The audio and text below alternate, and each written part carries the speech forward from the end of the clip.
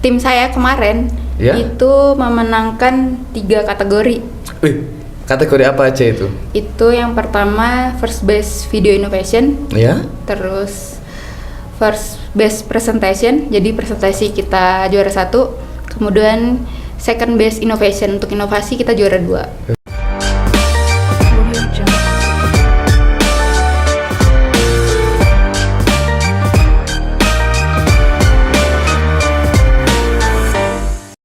Selamat datang di Weekend Smart Podcast. Bertemu lagi dengan saya Sertu Galang Fajar Gemilang.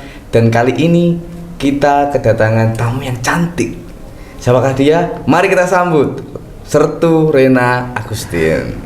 Halo Galang. Halo Rena. Jadi sebetulnya tuh saya dengan Rena ini satu letting ya. Iya, satu letting. Jadi sepertinya ini agak santai karena satu letting. Ya, oke. Tanpa basa-basi, saya akan menanyakan kabar Anda. Bagaimana kabarnya Kak Rena? Hari ini baik. Baik. Sudah sarapan? Sudah. Oh, sudah. Nah, ngomong-ngomong nih, kan Kak Rena ini sudah diundang ke podcast, berarti kan ada sesuatu yang penting yang perlu disampaikan kepada para audiens. Nah, apa yang membuat Kak Rena ini datang ke sini? Oh, jadi saya Rena Agustin, bintara mahasiswa Poltekkad jurusan Elektronika Sistem Senjata. Saya kemarin memenangkan lomba di Kuala Lumpur, Malaysia. Lomba apa itu? Itu lomba mengenai inovasi digital, yaitu International Youth Innovation Summit. Jadi temanya tuh Digital Innovation. Lomba untuk pemuda-pemuda mengasah kreativitasnya dan menuangkan ide-idenya untuk membuat inovasi digital. Oh, jadi tapi hebat sih sampai Kuala Lumpur. Berarti kan sudah sekelas internasional dong. Iya, betul, internasional. Nah, sebelum saya tanya lebih lanjut nih, motivasi Anda untuk mengikuti lomba tersebut apa? Untuk motivasi, waktu itu saya iseng aja ya, iseng apply, daftar gitu. Jadi kayak sebagai bintara mahasiswa kita kan, apalagi saya sudah tingkat 4 ya, melakukan penelitian untuk tugas akhir. Jadi saya kan membuat edu games atau permainan untuk pembelajaran, untuk sebagai media pembelajaran. Jadi waktu itu saya ingin mengikutkan penelitian saya ini untuk ikut lomba. Jadi saya tuh dapat yang internasional. Jadi iseng-iseng aja nyari, dapat yang internasional, coba apply, seleksi, kami lolos. Oh, gila sih. Masa iseng-iseng doang langsung lolos internasional, apalagi nggak iseng. Terus prosesnya, kita kan harus tanya proses dong. Oh, iya, walaupun betul. Iseng kan pasti ada prosesnya. Betul. Nah, proses seleksi persiapannya itu seperti apa? Proses seleksinya itu kurang lebih 1 bulan ya, di bulan Agustus awal kita masuk semester ganjil waktu itu. Terus saya apply, saya seleksinya tuh pemberkasan, kemudian kita menulis sedikit essay di situ, motivasi kita, terus inovasi kita tuh apa aja sih. Setelah itu, setelah lolos dari situ kita seleksi wawancara. Jadi kita wawancara inovasi apa sih yang mau kita pakai untuk perlombaan nanti. Nah, setelah lolos seleksi wawancara masih ada satu seleksi lagi, FGD. Jadi di focus group discussion itu kita diskusi bersama peserta-peserta lain. Jadi tuh peserta ini tuh khusus untuk pemuda usia 35 tahun ke bawah dan memiliki latar belakang yang beda. Jadi nggak cuma mahasiswa aja, bahkan ada yang sudah S2. Iya, ada yang sudah S2, ada yang sudah S1, ada yang masih mahasiswa kayak kita, ada yang masih SMA bahkan ada. Oh, ada yang SMA. Ada. Sampai internasional juga. Sampai internasional. Wah, memang. Terus berarti kan itu kan nggak jadi tentara aja dong. Iya. Untuk anggotanya. Dan satu tim itu berarti dari tim. Jadi seleksi itu kan bersifat umum. Tentaranya saya aja yang lolos seleksi. Oh, wow. Ya, memang. jadi saya mewakili TNI Angkatan Darat untuk lomba tersebut. Nah, pas proses seleksi saya kan fokusnya ke bidang pendidikan. Jadi waktu itu setelah lolos saya masuk ke divisi pendidikan. Jadi kita membuat inovasinya itu di bidang pendidikan, untuk pendidikan. Berarti terfokus untuk pendidikan saja ya? Iya, pendidikan. Nah, itu kan berarti kan sudah selesai seleksi, sudah terbentuk tim. Nah, terus lombanya itu seperti apa? Untuk lombanya itu diadakan di Kuala Lumpur tanggal 27 sampai 29 Oktober 2023 kemarin. Untuk prosesnya itu kan kita seleksi online, sedangkan tim saya ini tersebar di seluruh Indonesia. Jadi saya Ya, masuk betul. ke divisi edukasi, 9 orang dalam satu tim. Anggota tim saya. Jadi kita itu persiapan untuk proyek kita yang akan kita buat ini itu via Google Meet.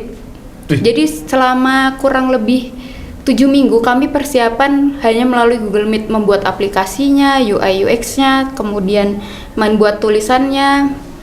Jadi Semuanya kita Google Meet, via Google Meet saja. Jadi ketemunya Waktu di pas lomba Kuala aja? Lumpur, waktu di lomba aja. Lomba aja? Iya. Ya, bisa juara tapi ya. Alhamdulillah bisa juara. Tapi ini kan saya belum tahu nama dari proyeknya itu apa sebenarnya. Jadi kita membuat proyek aplikasi edukasi pemuda peduli pendidikan atau Edugen. Aplikasinya Edugen namanya. Oh, Edugen. Kita merancang aplikasi Edugen tersebut. Di aplikasi tersebut kan banyak tuh aplikasi-aplikasi untuk pendidikan semacam ruang guru. Dan udah kenal kan ya? Iya, ruang berarti guru. aplikasi interaktif ya? Iya, aplikasi interaktif. Tapi kan mereka ada yang berbayar. Kalau kita untuk full mengakses semuanya. Oh, free. Kalau di Edugen itu free. Oh. Kita projectnya free. Jadi aplikasi itu punya fitur kayak materi pendidikan, tapi kita fokusnya ke SMA untuk materi. Oh, kenapa harus SMA? Karena kita tuh menurut data di Bappenas, Ya. semakin tinggi tingkat atau jenjang pendidikan, maka tingkat penyelesaian pendidikannya semakin rendah. Jadi itu penyelesaian pendidikan antara SD, SMP, SMA itu berbeda. SMA itu menurut data bahkan hanya 66%, kurang lebih seperti itu. Jadi semakin tinggi jenjangnya, tingkat penyelesaian pendidikannya makin rendah. Jadi kita lebih berfokus ke SMA. Dan di aplikasi itu kita ada fitur donasi. Donasi? Ya, jadi pengguna aplikasi bukan hanya anak SMA bisa mengakses materi-materi pelajaran saja. Di situ kita ada fitur donasi. Jadi pengguna user ini bisa berdonasi untuk di bidang pendidikan. Nah, donasinya ini kita fokuskan ke wilayah 3T. Oh, untuk wilayah 3T? Iya, wilayah yang tertinggal, terdepan, dan terluar. Karena di wilayah 3T yang maksudnya yang kita ketahui biasanya pelosok lah. Di sana kan kesenjangan sosial antara di kota sangat tinggi, fasilitasnya kurang. Betul. Jadi kita fokusnya ke wilayah yang sulit dijangkau. Ya. Untuk donasi ini kita berkolaborasi dengan TNI Angkatan Darat Ya? dalam penyalurannya. Jadi kan TNI ini biasanya satgas ke wilayah-wilayah yang pelosok. Nah, untuk donasinya itu nggak harus uang, barang-barang pendidikan untuk mendukung pendidikan itu bisa. Oh, berarti secara tidak langsung tentang TNI Angkatan Darat Iya. juga berpartisipasi dalam proyek ini ya? Iya, jadi TNI Angkatan Darat berpartisipasi untuk membangun Indonesia. Jadi kan tugas TNI itu bukan hanya untuk pertahanan negara ya. Jadi sekarang tuh semakin berkembang, kita tuh juga ikut membangun Indonesia. Jadi dalam bidang pendidikan kita bisa membantu memeratakan pendidikan Indonesia. Kayak kita satgas, ada yang satgas itu biasanya kan mereka dibekali dengan kemampuan mengajar. Pernah dengar kan ada batalion Ya. mau berangkat satgas ke Ya, pelosok? pasti kan untuk ke perbatasannya, teritorialnya ya, kita betul. harus mengajar juga. Nah, dari situ kita melibatkan TNI. Jadi ini kan sudah panjang lebar nih. Nah, tapi saya belum tahu, pengen tahu sebenarnya untuk peserta dari lomba ini itu kalangan mana aja? Pesertanya itu ya tadi yang saya sebutkan dari kalangan umum. Jadi ada yang sudah S2, ada yang sudah S1, ada yang masih mahasiswa seperti saya, ada yang baru lulus SMA, ada yang sudah bekerja, ada yang masih SMA. Jadi dari semua latar belakang pendidikan. Jadi kita sama-sama berlomba membuat proyek inovasi itu sesuai divisinya. Pas saya divisinya pendidikan. Itu kan berarti kan yang di Indonesia. Nah, setelah sampai ke Kuala Lumpur, berarti dari negara mana saja yang ikut lomba tersebut? Negaranya waktu seleksi kita sudah internasional ya. Sudah internasional. Ya, sudah internasional. Waktu di Kuala Lumpur perlombaannya dilaksanakan di International Youth Center Kuala Lumpur. Ya. Jadi jurinya pun dari luar negeri gitu, dari luar.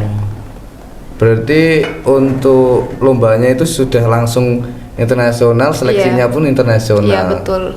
Saya menanyakan kesan dan pesan selama di sana itu apa? Pesan dan pesannya sangat luar biasa sekali ya, bisa mahasiswa Poltekkad akhirnya ada yang bisa lomba secara internasional. Biasanya kita kan lombanya di universitas-universitas ya, yang ada di Indonesia ya, tingkat nasional. Ya. Saya tuh pengen kayak kita tuh bisa loh TNI itu untuk berkompetisi tingkat internasional di bidang pendidikan.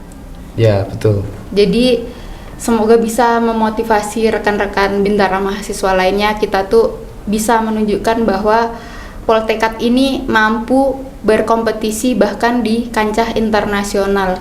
Untuk kita juga menambah pengalaman, bahkan pengalaman yang tidak pernah kita dapat pun di bidang TNI, kita bisa dapatkan dari luar situ, dari kompetisi itu.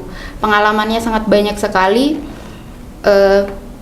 dan itu bisa membentuk karakter kita bersosialisasi untuk nantinya ke depan kita bagaimana sih kita ke masyarakat untuk membantu membangun Indonesia gitu. Iya. Nah, untuk pesan, mungkin ada pesan untuk TNI Angkatan Darat khususnya para Bamasis yang sama-sama kita pendidikan di sini.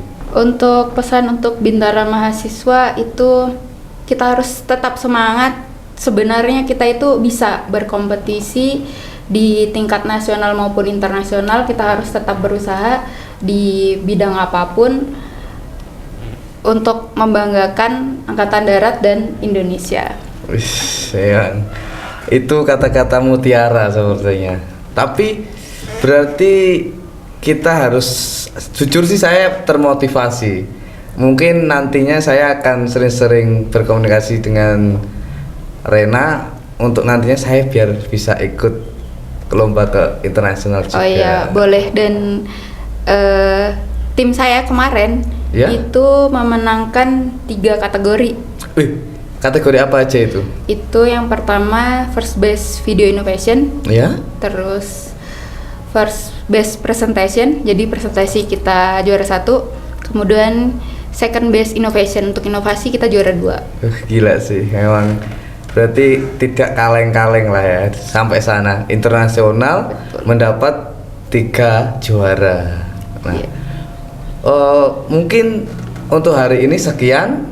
Jadi saya sangat berterima kasih untuk Kak Rena sudah mau mampir di Weekend Smart Podcast hari ini. Saya ucapkan terima kasih. Mungkin selanjutnya ketika ada prestasi-prestasi selanjutnya kami undang kembali ke Weekend Smart Podcast ini. Amin, semoga ada prestasi lagi. Ya. Terima kasih untuk Kak Rena. Mungkin untuk kali ini sekian. Terima kasih. Selamat ketemu di Weekend Smart Podcast selanjutnya.